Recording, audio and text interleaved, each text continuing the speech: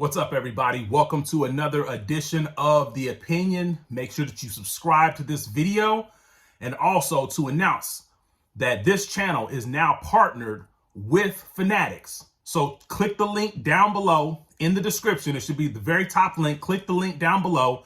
Get 65% off. Get your Niners gear. Get your gear. Whatever favorite team you are, get your gear. This stuff's going fast. A lot of this stuff's selling out. It's Christmas. Make sure that you get this stuff, because with inflation being the way it is, if you see a 65% deal, you might as well take it. So get it now. Your contribution will give this channel a small commission off of that as well. But click on the link for our partner store, because this channel, The Opinion Sports Show, is now partnered with Fanatics. But let me get right into it. The 49ers win again over Tom Brady and the Tampa Bay Buccaneers. Now, the Buccaneers are not a great team. They've kind of been struggling all season long, have been up and down. But if we go back to last week, when the 49ers, when Jimmy Garoppolo got hurt, and you guys know me, I am very high on Jimmy Garoppolo. When Jimmy Garoppolo got hurt, the immediate thought was, hey, the Niners season is over. They're not going to have anybody to throw the ball. Their team's just going to sit on the run. They're going to make Purdy throw the ball. And if you make Purdy throw the ball, so far, he has made teams pay. So with the Dolphins last week, the Dolphins thought, okay, Purdy, he's a rookie. We're just going to blitz him. We're going to send the house. He's not going to know what's coming. And he knew exactly what was coming. He was able to get away from the pressure. He was able to find the open guy. If you fast forward to this week, Tampa Bay started off the game sending pressure. They started off the game sending pressure, and they had a couple of flags and things not go their way. The first play of the game was a sack, but it was a helmet-to-helmet legitimate call. It just didn't go their way.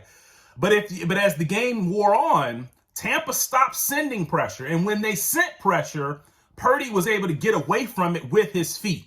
So Purdy has been able to give this offense exactly what Jimmy Garoppolo has been able to give this offense thus far. But on the flip side of it, Purdy, sometimes it's actually a little bit funner actually watching him, because some guys have this guy dead to rights in the backfield, and he gets away from it and still comes up with a way to make the play. I mean, what about the long pass to Christian McCaffrey? I think that was on a third down. I mean, that's showing confidence in the quarterback. And right now, yeah, Purdy's surrounded by a lot of talent on the 49ers team. I mean, first of all, you start off with that defense. He never has to feel like he's pressing, because the defense is going to keep him in it. And he's surrounded by a lot of talent. But for a young rookie quarterback, the last pick in the draft, you don't want him to be pressing right now. I like the way that Shanahan is handling this, because it's allowing him, as time goes on, to build his confidence.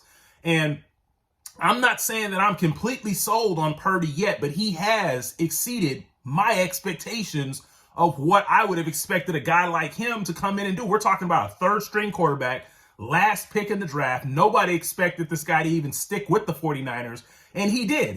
He stuck with the 49ers. They ended up getting rid of Nate Sudfeld, and so far that is turning out to be one heck of a pick by Kyle Shanahan to stick with the last pick in the draft here as well. So what I'm saying is that something's going on here. I don't know what it is. It feels like a really good feel-good story.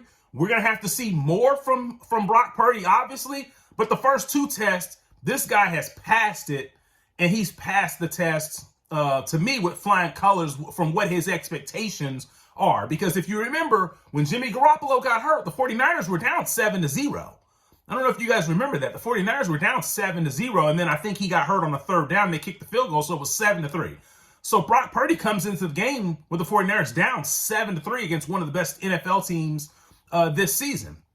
And Brock Purdy made all the right plays, had some throws that were off. That's to be expected coming off the bench. Probably didn't get a lot of reps and things like that. But he made the plays that the 49ers had to have. And then again today, against the Tampa Bay Buccaneers, he made the plays once again, at times would buy time with his feet. Was he perfect? Absolutely not. There's things that Brock Purdy can obviously get better at. And I think the important thing is that he realizes that. And that's always good when you have a young player that realizes the areas in which he can get better at as well. So 49ers had Deebo Samuel go down today, but it sounds like Deebo is going to be all right. He sounds like he avoided a major injury, but don't look to see Deebo on a quick turnaround Thursday night in Seattle. So with Brock Purdy, this will be his first road start now, because he came in off the bench, he passed that test. He comes in as the starter where a defense now can prepare for him. He passed that test. Now he's going to have to go in on the road. So this will be another test, a quick turnaround for Brock Purdy. And we'll see how Brock Purdy reacts to this. But I think after we've seen these first two games, as 49ers people, we are feeling a little bit optimistic.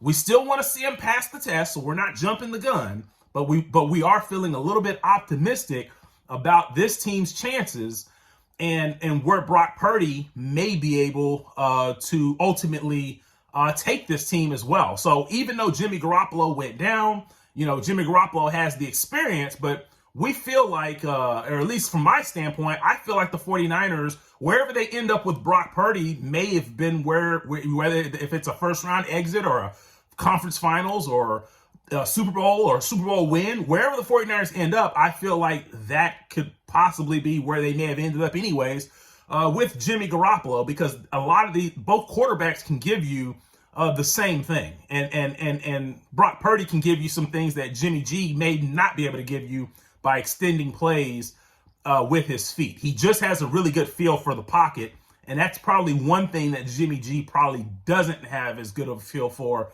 is the pocket. So like I said, subscribe down below, because you're definitely going to want to be following this channel now that we've gone from Trey Lance to Jimmy G. Now we're on to Brock Purdy, and we got a quick turnaround on Thursday. So let me know what you guys think about Brock Purdy and where do you think this team can go, and I'm out.